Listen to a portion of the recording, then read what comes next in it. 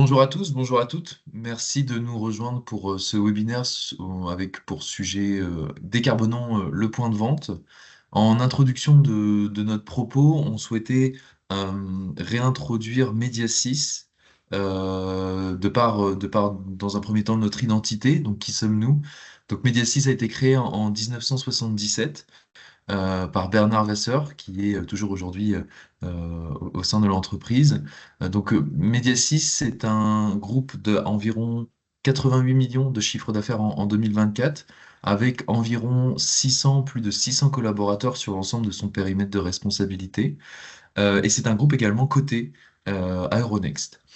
Euh, Concernant plus le pan RSE global, donc Mediasis a aujourd'hui plusieurs labels, notamment ceux qui vont être le plus notables à travers EcoVadis, aujourd'hui au niveau Gold sur l'ensemble de notre périmètre avec un nombre de 80 points sur 100.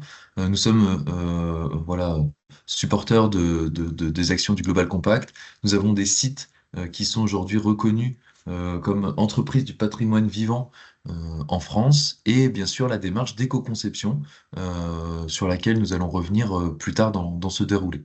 Donc aujourd'hui, Mediasis est situé sur les trois continents du globe. Dans un premier temps au niveau européen, avec ici une expertise vraiment sur les trois grandes matières, c'est-à-dire tout ce qui va être métallerie, plastique et bois, cartonnerie. Alors avec des sites situés en France, en Espagne, au Portugal, en Roumanie, en Espagne ou encore en Suisse. Une expertise aussi territoriale sur le marché asiatique, avec un site de production situé à Dongguan et des bureaux de gestion de projet à Hong Kong et Shanghai, voilà, pour avoir vraiment cette expertise du marché. Et enfin, en Amérique du Nord, avec notre filiale Mediasis IMG située au Canada, où ici également il y a toutes les compétences autour de la métallerie, le lighting, le plastique et la cartonnerie.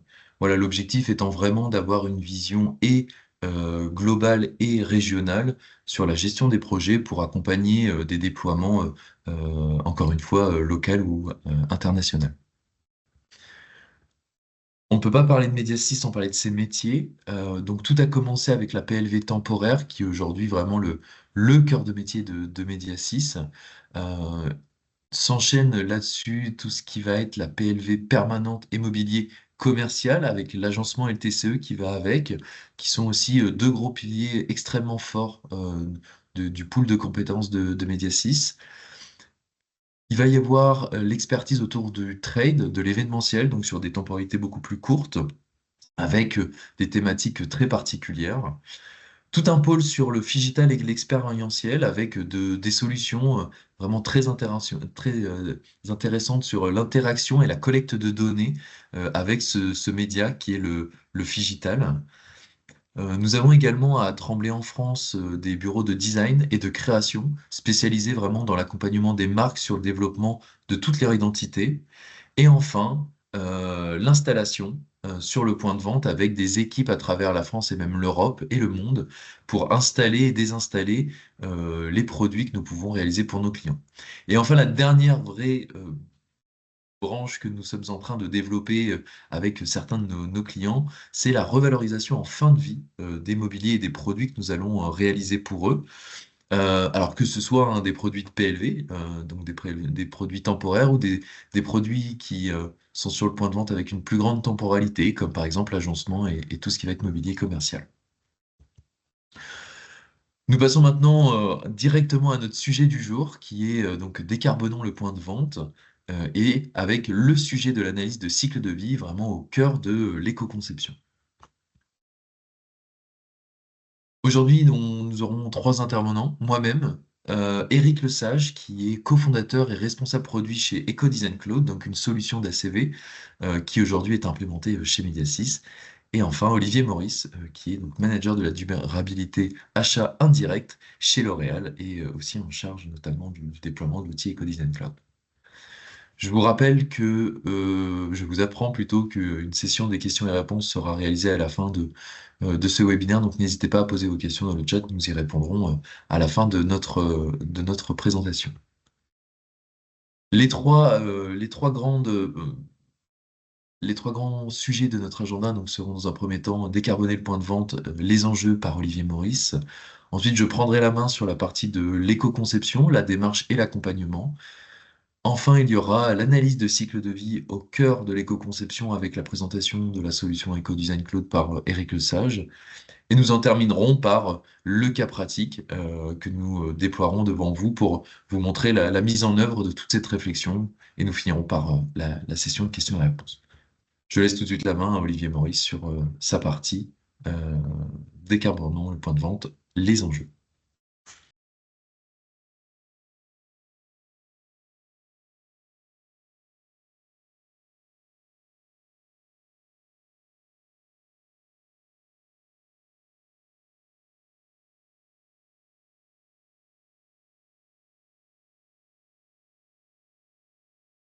Bon, en tout cas, c'est la répartition du bilan carbone chez L'Oréal.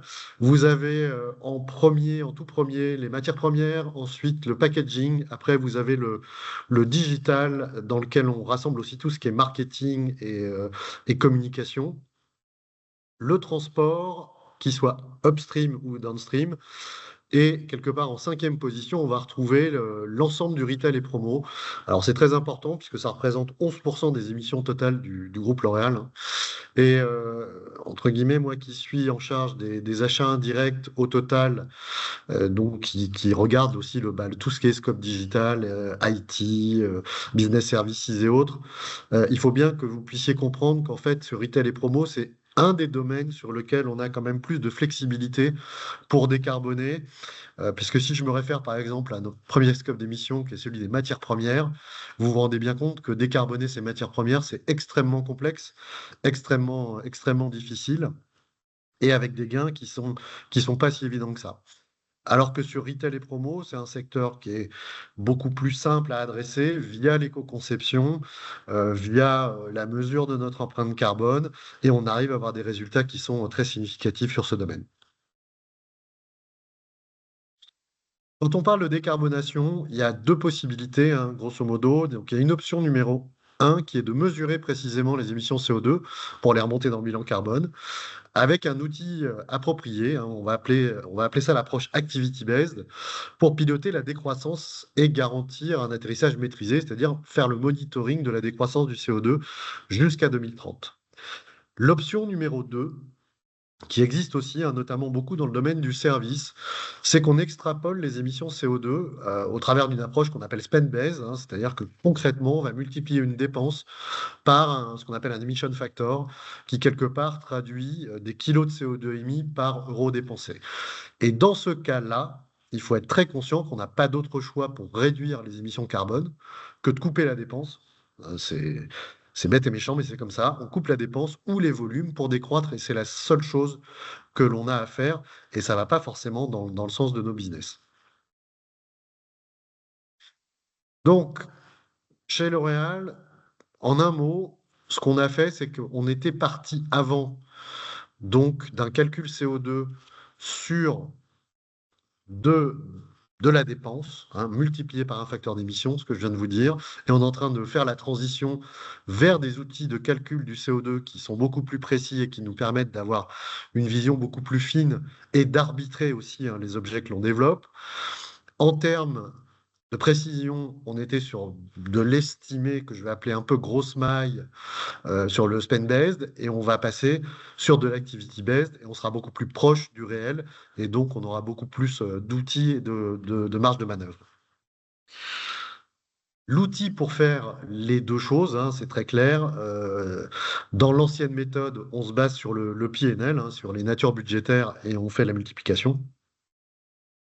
Et dans le cas du retail et promo, bah là, on va se baser sur Eco-Design Cloud, et ça fera l'objet des prochains développements, notamment via notre camarade Eric Lesage. Donc, en un mot, on peut agir sur ce qu'on peut mesurer à partir du moment où il n'y a pas de mesure, il n'y a pas de pilotage et il n'y a pas de management possible de la décarbonation. Merci à tous.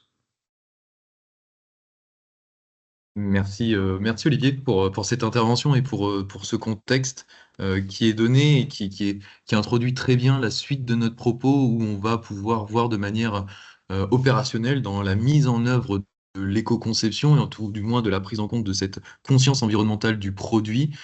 Comment est-ce qu'on va réduire l'impact environnemental concrètement et comment on peut agir tout à chacun.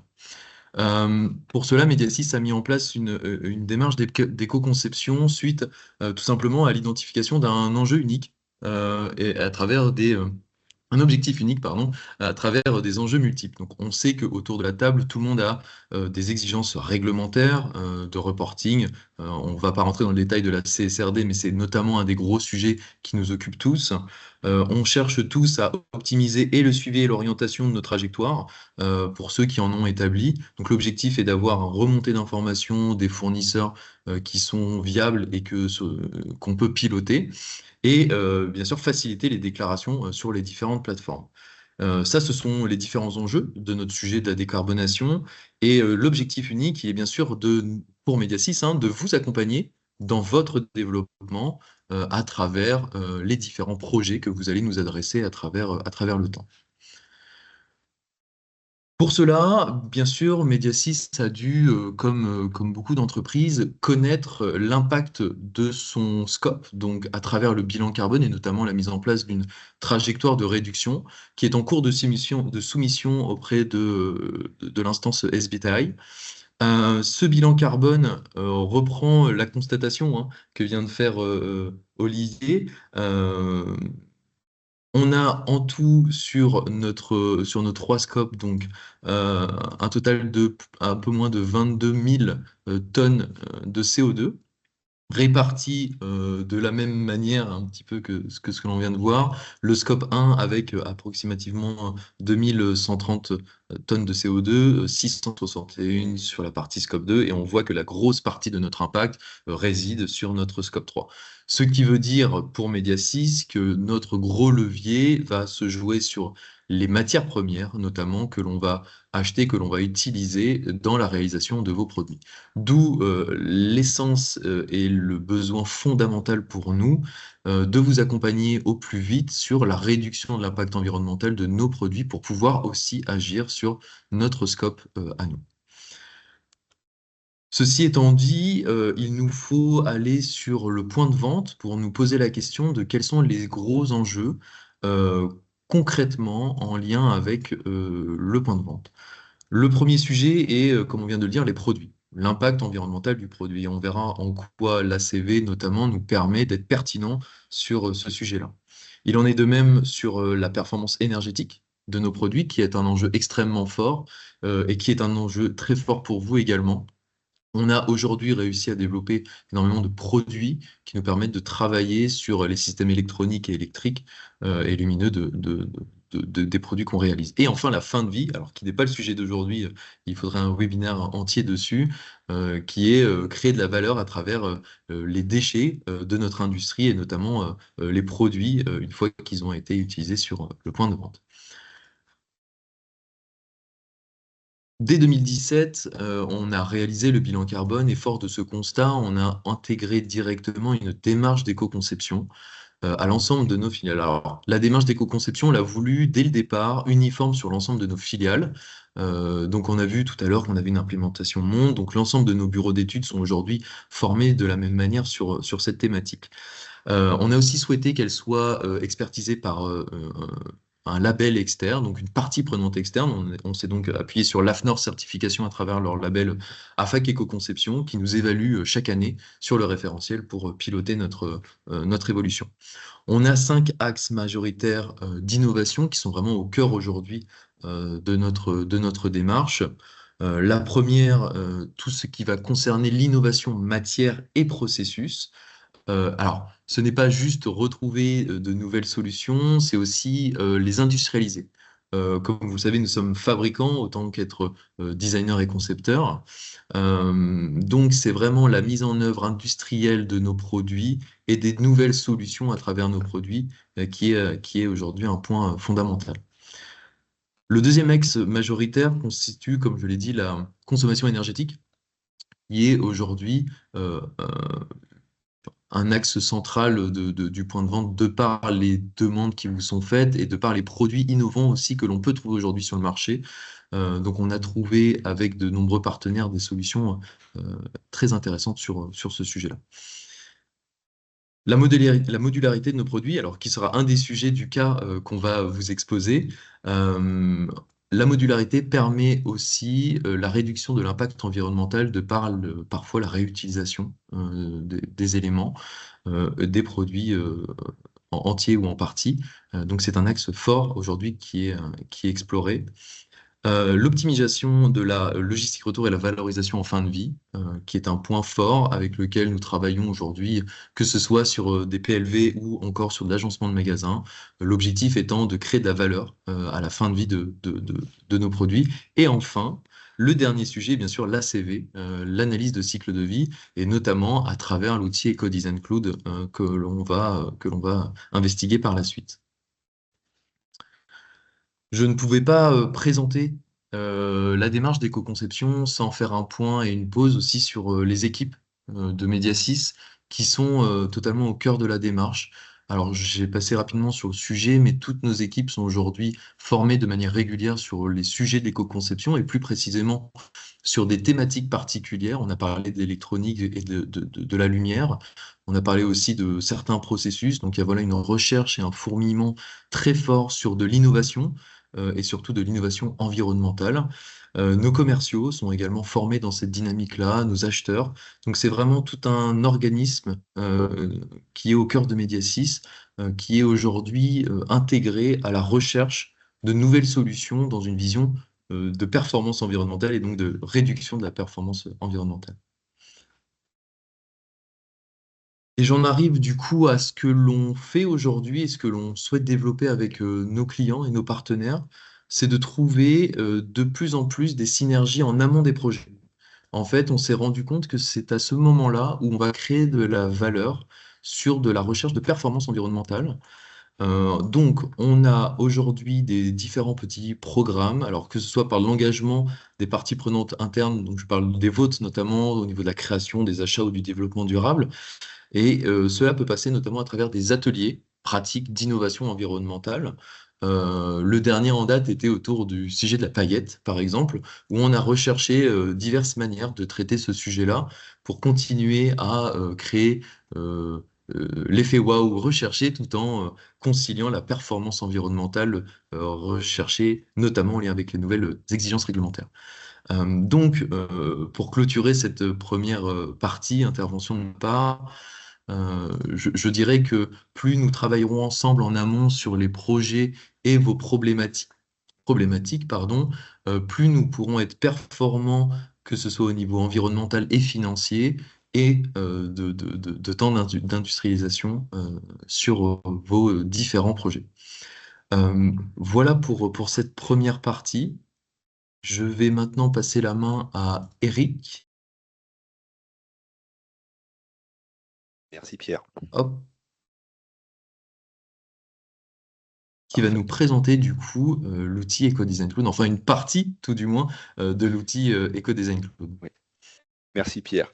Donc en effet, comme le disaient Pierre et Olivier en introduction, la genèse d'EcoDesign Cloud est partie de la volonté et la nécessité de justement de mettre en place du monitoring de ce qu'on appelle cette activity based, et donc ne plus rester sur le spent, mais bien sur l'activité. Et très vite, on s'est dit que la notion d'extrapolation de données sur cette activity based avait atteint ses limites. Et c'est pour ça en fait que très rapidement, on s'est tourné sur une méthodologie et une approche scientifique pour avoir justement des données fiables et la confiance justement dans ces résultats. Et donc très naturellement, on a commencé à regarder ce que l'on appelle l'analyse de cycle de vie. Et en fait, on s'est rendu compte que les processus d'analyse de cycle de vie étaient généralement très coûteux, très chronophages, complexes, nécessitaient, si vous pouvez passer au slide suivant. Merci. Nécessité des experts en ACV. Pierre mentionnait qu'ils avaient été accompagnés par le cabinet EcoAct dans le cadre de l'implémentation de leur stratégie SBTA, et ce type de cabinet fait aussi des expertises ACV. Donc, ce sont généralement des sociétés de consulting qui ont une expertise sur l'ACV, mais qui n'ont pas forcément une expertise sur le métier du retail point de vente, le métier du merchandising et du trade.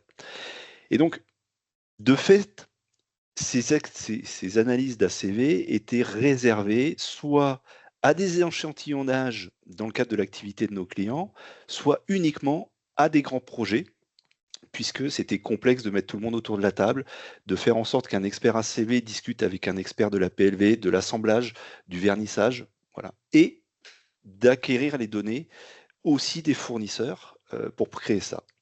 Et ça, en fait, ça a été la genèse d'EcoDesign Cloud, parce que la volonté a été d'intégrer justement cette expertise de l'analyse de cycle de vie, avec en plus la connaissance du métier, pour permettre justement de rendre ça accessible. Quand on dit accessible à tous, c'est à la fois accessible à toutes et tous en tant qu'utilisateurs et utilisatrices dans une société, quelle que soit son activité, on verra après, mais également à toute taille d'entreprise, que ce soit un très grand groupe ou une TPE-PME. Donc derrière, on avait aussi une notion, une vraie volonté d'inclusion sur ces éléments-là. Comme le disait Pierre, derrière, on a quand même aussi une nécessité de répondre à des contraintes de réglementaire, de reporting CSRD. Donc, cette approche scientifique nous permet de fournir à nos clients des données fiables, des données scientifiques auditables. Donc, pour les rapports financiers extra-financiers, entre autres, ça a toute son utilité. L'autre enjeu que l'on s'est fixé, c'est d'utiliser aussi cette vision environnementale, certes dans l'éco-conception, mais d'utiliser cette vision avec les critères environnementaux que l'on calcule, pour propager cette vision dans l'entreprise et utiliser ces résultats d'ACV en fonction du métier des différents interlocuteurs dans un optique d'optimisation de l'empreinte de l'entreprise, mais également dans sa relation client. Et donc c'est pour ça qu'aujourd'hui, en termes d'utilisateurs, nous avons bien évidemment, comme le soulignait Pierre, au sein de Mediasys, les équipes design et ingénierie, que vous avez quasiment à l'extrême droite, qui utilisent EcoDesign Cloud dans les stratégies d'éco-conception en phase amont. Mais on a également les acheteurs et les équipes de supply chain qui vont faire le sourcing. Donc, on a mis en place des éléments d'échange à l'intérieur du produit entre un donneur d'ordre et son fournisseur dans cette boucle d'achat. On intègre aussi les équipes marketing qui travaillent sur l'expérience client pour pouvoir utiliser ces données environnementales pour communiquer sur le site web, sur le site institutionnel auprès des clients pour donner cette valeur. Bien évidemment, les résultats obtenus permettent aux équipes RSE, aux équipes qui travaillent la stratégie climat, les équipes ESG, d'utiliser ces résultats pour leur activité de reporting. C'est également utilisé par les équipes finances, comme on le disait, dans le cadre des rapports financiers extra-financiers, donc les normes CSRD, mais également le pendant de l'acheteur qui est le commercial, puisque le commercial va aussi pouvoir soutenir son activité en mettant en avant de manière tangible l'impact positif du produit qu'il propose à son client. Et pour finir la boucle, nous commençons à voir des personnes venant des ressources humaines, puisque ces éléments de sustainability, d'environnement, commencent aussi à être utilisés en interne de l'entreprise pour ranimer l'entreprise, pour créer une fédération autour. Donc très concrètement, en fait, on réalise aujourd'hui, grâce à EcoDesign Cloud, l'analyse de cycle de vie d'un produit en moins d'1 minute, avec un focus où on capte facilement la donnée avec des résultats auditables et fiables.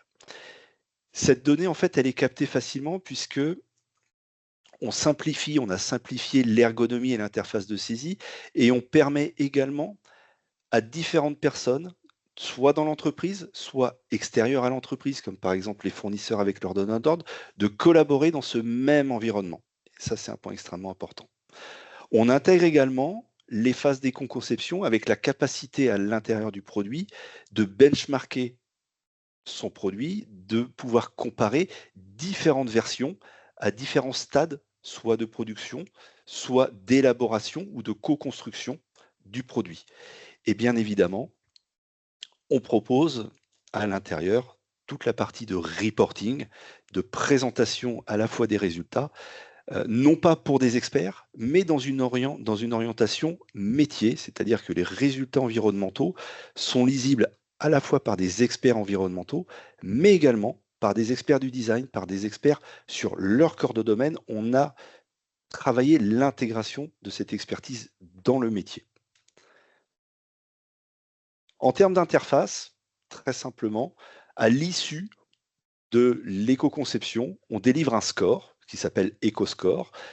Chaque score a un numéro unique qui va permettre la traçabilité. Donc, en cas d'audit, par exemple, par des commissaires aux comptes dans le cadre de vos rapports annuels, on est en capacité de fournir toute la traçabilité de comment nous avons fait ce score de manière scientifique et pragmatique.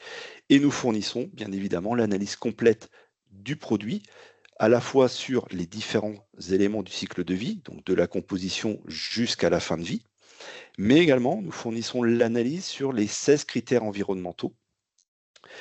Critères environnementaux, voilà, merci, qui contiennent bien évidemment les deux plus connus dans le cadre des analyses de matérialité étant l'eau et le climat, mais vous en avez 14 autres, comme par exemple l'ozone, l'impact sur le cancer, l'impact sur les forêts, l'eutrophication marine. Donc, vous avez énormément de données qui est fournies en plus des deux classiques qui sont le CO2 et l'eau. Comme je vous le disais, ces données viennent d'une méthodologie qui s'appelle l'analyse de cycle de vie. Aujourd'hui, on permet de faire ce que l'on appelle soit une analyse de cycle de vie complète, que l'on appelle généralement du berceau à la tombe. Je suis désolé, c'est pas super marketing, mais c'est du berceau à la tombe. Et donc, ça veut dire que dans ces cas-là, on va analyser toutes les phases, la composition, le packaging, la production, le transport, l'usage et la fin de vie. Nous avons également la petite, entre guillemets, ACV qui est du berceau jusqu'à la porte. Et là, en fait, on va s'arrêter à l'usine. On va faire uniquement la composition, le packaging et la production. Donc, en fonction de la visibilité métier que l'on veut avoir dans ces premières phases, ça va nous permettre, en fait, ça va permettre à l'utilisateur soit de faire un scope très large et d'inviter ses fournisseurs, soit de travailler uniquement avec son périmètre interne de l'entreprise. En un an, nous sommes assez fiers puisque depuis un an maintenant, nous avons officiellement lancé le service en janvier de l'année dernière.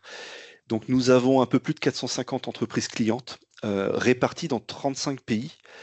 Le point important, c'est qu'aujourd'hui, le produit, bien évidemment, est disponible en français, mais également intègre 9 langues, dont le chinois et le japonais, puisqu'aujourd'hui, comme vous pouvez le voir, on a quasiment la moitié de nos clients qui sont sur la plaque asiatique. Pour preuve que la notion d'éco-conception n'est pas qu'un sujet européen, on a même des entreprises aux US. Et très rapidement, quand on parle d'activité base, donc de représentation, en un an d'activité, donc sur l'exercice 2024, nous avons analysé plus de 18 000 projets. Donc quand on dit 18 000 projets, c'est à la fois des phases d'éco-conception, des projets d'achat pour l'intégralité de nos fournisseurs. Donc on a réalisé tout simplement plus de 18 000 ACV. Quand vous savez qu'une analyse de cycle de vie normalement faite par une cabinet de consulting prend entre 3 et 6 mois, vous voyez la quantité, la capacité de digitalisation que nous avons mis en place. Et puis, deux métriques que j'aime bien, nous avons mis sous monitoring, c'est un point important, à peu près 10 fois la taille du lac d'Annecy. Pour ceux qui vont un petit peu à la montagne, vous voyez le lac d'Annecy, c'est quand même assez massif. Et puis, nous avons aussi sous monitoring aujourd'hui plus de 44 000 tonnes d'équivalent CO2, ce qui représente une forêt d'1,8 million d'arbres. Alors, c'est 0,1% pour information de la forêt amazonienne. Je préfère parler en millions d'arbres que superficie d'Amazonie. Aujourd'hui, on est en capacité de communiquer sur l'activité que l'on a sous monitoring. Dans les prochaines étapes, grâce au nombre de clients que l'on a et l'éco-score de tous ces produits-là, on va pouvoir aussi commencer à communiquer sur l'impact justement de ce monitoring d'activité, c'est-à-dire la baisse des émissions de CO2, la baisse de la consommation d'eau et la baisse des autres facteurs d'émission. Voilà. Et tout ça, aujourd'hui, est mis en place notamment chez Mediasys et je crois que nous allons vous présenter la façon dont Mediasys utilise EcoDesign dans le cadre de la conception d'un de ses produits. Exactement. Merci Eric pour cette intervention qui a introduit parfaitement la phase plus technique qui est la nôtre, qui est vraiment le cas pratique qui sera le nôtre aujourd'hui, alors qui reste un cas pratique assez simple. On l'a voulu simple vraiment pour faciliter le propos et l'expression de la mise en œuvre de l'éco-conception à travers l'éco-design cloud. Donc on parle ici d'une grille plastique, donc une grille plastique make-up. Donc vous avez les dimensions à gauche, une production sur notre site de Mediasys Production PLV, basée dans le nord de la France. Alors, le transport en Europe, une utilisation de 6 mois et donc une fin de vie également en Europe. Donc ça, c'est le périmètre de l'étude qui était le nôtre. Vous retrouvez aussi en dessous donc un extrait d'un des rapports de l'Eco-Design Cloud. Tout ce que vous allez voir comme image sont des éléments que vous pouvez retrouver dans l'Eco-Design Cloud. Ce sont des éléments pour nous qui nous aident énormément dans la prise de décision et dans la compréhension des choix à faire pour réduire l'impact environnemental des produits qui est notre objectif. Donc là, on peut voir une structure principalement en plastique avec une plaque décor plastique et une plaque décor qui va être forcément décorée par de l'impression, du vernis et de l'adhésif pour que tout cela tienne ensemble. J'ai envie de dire, c'est un produit qui est somme toute assez basique, simple, mais on va voir qu'il y a quand même des difficultés pour trouver de la performance. En tout cas, nous, on a trouvé une solution assez intéressante. On retrouve ici l'élément qu'Eric vient de nous partager, donc l'EcoScore. Donc l'EcoScore, pour rappel très rapide, qui est l'agrégation des 16 critères environnementaux et qui donne une note. Donc là, on voit que cette première grille est plutôt dans le vert. Sur l'échelle. Alors cette échelle-là, je le rappelle, c'est l'échelle de la moyenne de l'ensemble des produits réalisés sur donc des grilles réalisées sur l'Eco-Design Cloud, donc qui est une échelle qui va varier dans le temps aussi de par le nombre d'ACV réalisés. Donc c'est un produit qui n'est pas si mauvais que ça finalement, mais que l'on va chercher quand même à améliorer. On retrouve ensuite en dessous tout simplement une première décomposition, donc une première vision du cycle de vie de notre produit. Et sans grande surprise, on retrouve de la composition qui représente 68% de l'impact. Et donc, s'il y a des sujets à traiter dans un premier temps, ça sera bien sûr par quel type de matière ils vont être utilisés, mais aussi comment est-ce qu'on va les utiliser. Donc ça, c'est la première lecture, très concrètement, que l'on a, nous, avec les chefs de projet et les designers. Quand on va faire notre ACV, on va rentrer notre nomenclature, et à partir de cette nomenclature, on va avoir une note et une première vision de ce sur quoi il va falloir qu'on mette nos efforts et notre réflexion. Je vous ai rajouté aussi les indicateurs PEF, donc plus les indicateurs environnementaux. Donc là, on a les 16 éléments. Alors, je l'ai rajouté aussi pour vous montrer la complexité de lecture qu'il peut y avoir aussi dans la CV. On retrouve des éléments qui vont parler à un grand nombre de personnes autour de la table, notamment les kilogrammes de CO2 équivalents, d'accord, qui est un élément qui parle un petit peu à tout le monde et qui nous permettait à l'époque, en tout cas, de faire des premiers choix de conception. On voit qu'il y a énormément d'autres facteurs environnementaux qui sont plus ou moins compliqués à comprendre, qui sont plus ou moins imagés et imageables. On voit la rareté de l'eau, on voit des choses comme ça. Nous, aujourd'hui, très concrètement, chez Mediasys, nos collaborateurs ne sont pas des techniciens assez précis pour prendre en compte l'ensemble de ces facteurs environnementaux. Par contre, on sait que lorsque l'on va faire notre analyse de cycle de vie, notre EcoScore prendra en compte l'ensemble de ces éléments-là, ce qui nous permet de prendre en compte et de limiter ce que l'on appelle le transfert d'impact, ce qui avant n'était pas du tout pris en compte. Et donc, quand on va aller dans de la performance environnementale et quand on va chercher à comprendre d'où vient et quels sont les impacts de telle ou telle matière ou de tel process, on va pouvoir, à travers ces indicateurs PEF, voir ce qui augmente, ce qui descend, suivant une version A, une version B d'un produit. Voilà. Donc l'objectif de cette slide, c'est vraiment de montrer aussi la technicité de l'outil et en quoi il est puissant et en quoi il nous donne aussi, nous, des clés de réflexion et d'analyse très concrètes, assez rapides, pour le coup, de notre produit. La vision qui nous aide aussi énormément à travers les outils d'analyse d'EcoDesign Cloud, c'est la répartition par poids de matériaux et pourcentage d'EcoScore. Sur ce produit assez simple, on peut se rendre compte que 98% de l'impact environnemental, donc de l'éco-score, est aussi en lien avec l'impact poids-matière, hein. Donc le PMMA qui a été utilisé, qu'il soit en injecté ou en extrudé. Euh, Notre réflexion est donc tout de suite assez simple, se dire il faut qu'on travaille sur le PMMA si on veut réduire l'impact environnemental de notre produit. Il faut imaginer maintenant cette même analyse sur des produits plus complexes. On peut imaginer des gondoles, on peut imaginer des ensembles de produits divers et variés. Ça nous permet d'identifier typiquement des produits qu'on sous-estimerait. Je pense par exemple à l'aimant. Les monts qui vont représenter très souvent des poids très faibles dans des ensembles, si je prends une gondole ou un produit un peu plus complexe, mais avec des impacts environnementaux extrêmement élevés. Donc voilà, on peut identifier comme ça très rapidement les leviers, les quick wins, comme on aime dire, très rapides à mettre en œuvre de notre côté. Euh, et donc avec force de cette première analyse, on se dit il va falloir donc qu'on évolue, qu'on fasse évoluer la matière première principale de notre grille, qui était donc du plastique, et qu'on en conserve la fonctionnalité. D'accord?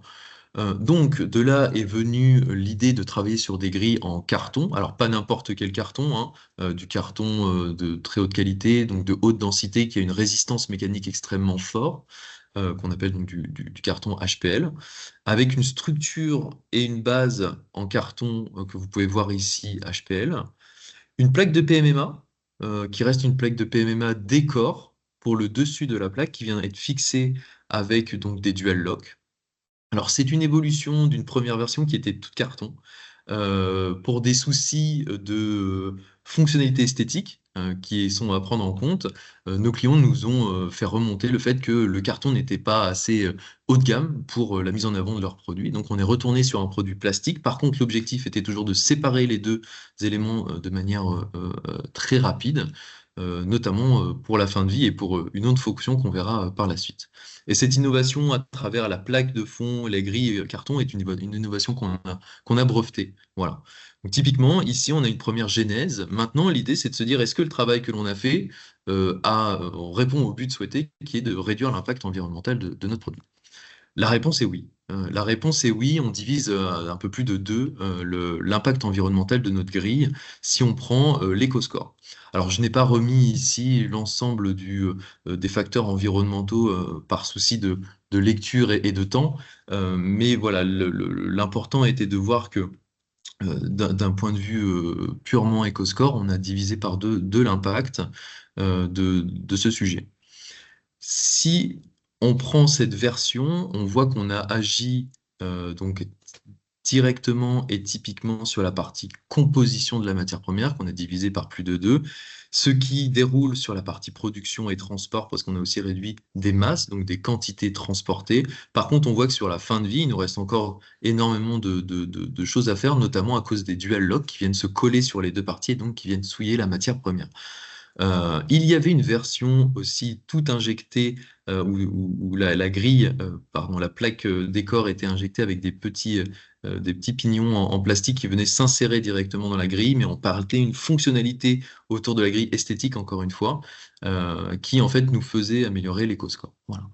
Donc tout ça pour arriver à notre dernière slide sur la partie purement produit et d'ingénierie, qui est en fait la dernière solution possible. Donc on a vu qu'entre la grille plastique et la grille carton, on avait divisé par 2 notre impact.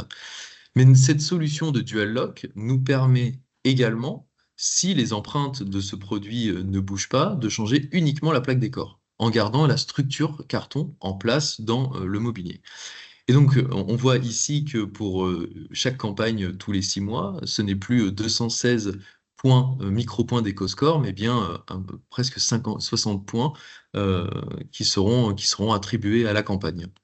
Donc, si je reprends mon objectif global, qui, je vous le rappelle, est de réduire pour Mediasis de 63% son impact environnemental, si on applique cette réflexion à l'ensemble de nos produits avec nos partenaires, nos clients, on peut réduire du coup l'impact environnemental sur ce test-là de 73% l'impact environnemental de la mise à jour grille tous les 6 mois. Voilà. Et donc typiquement, ces informations qui sont rentrées dans l'outil sont ensuite utilisables à travers l'Eco-Design Cloud pour du reporting, pour de la communication en interne, pour du KPIs. Et c'est comme ça qu'on fait remonter ensuite les évolutions et la performance environnementale que l'on aura réussi à créer autour de nos produits. Voilà pour cette démonstration autour du produit en lui-même. Alors, je n'ai pas les questions en face des yeux. Je ne sais pas s'il y a eu des questions pendant ces quelques minutes. Il n'y a pas eu de questions. D'accord, c'est que nous avons été très clairs. Ben, merci à tous en tout cas pour votre attention. N'hésitez pas, vous avez les contacts ici, donc le mien, celui de Eric Lesage et celui d'Olivier Maurice. Si vous avez des questions, interrogations ou autres enfin, à la suite de ce webinaire. Merci à tous et puis je vous souhaite du coup très bonne journée.